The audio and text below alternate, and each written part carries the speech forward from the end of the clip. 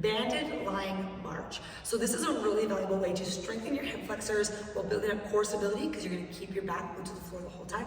So you're going to need to grab yourself a long resistance band and an anchor point. So I do have anchors glued to the wall or screwed into the wall. If you don't have that available to you, that's just fine. A squat rack, the bottom of a bench, the bottom of your bed frame, or a coffee table or something will work, as long as the object does not slide on you, okay? So when you get yourself set up, you're gonna come all the way down to the ground, so you're gonna need a little bit of space for this one, and you want to get your foot into the band, and when you're fully extended, you don't want to have that slack in the band. You want to be able to have resistance already started, so you should feel a little bit of a pull. I personally like to keep my other foot on the ground. It's going to help your pelvis stay tucked in and your back stay on the floor. If you want to keep it long, that's just fine, but just try to watch that you don't let this extension in your low back happen.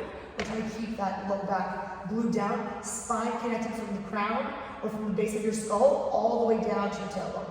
From there, you're going to pull that banded leg into your chest, driving it in, slow release out, hold, and then slow release. I personally don't like to do this as a fast movement, but I will choose to, like I'm marching, hold for 2, 1, slow release for 3, 2, 1, big pull, hold, feel that tension in your hip flexor, slow release, back out. So this is a really slow tempoed move. I would encourage you to do the tempo of that 1 second pull, hold for 2 to 3 seconds, and 3 second release. Pause if you need to, and then pull back in.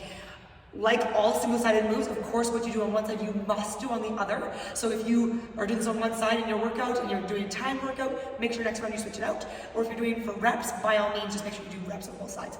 You can absolutely do this as an accessory exercise in your workout, but you can also do this as an activation or warm-up exercise to get your hips prepared.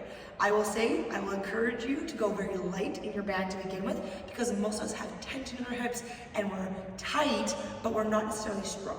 So I will encourage you to go a little lighter just until you figure out what your hips feel like, and add this as a regular practice to build up your hip capacity and your hip flexor capacity to push weight.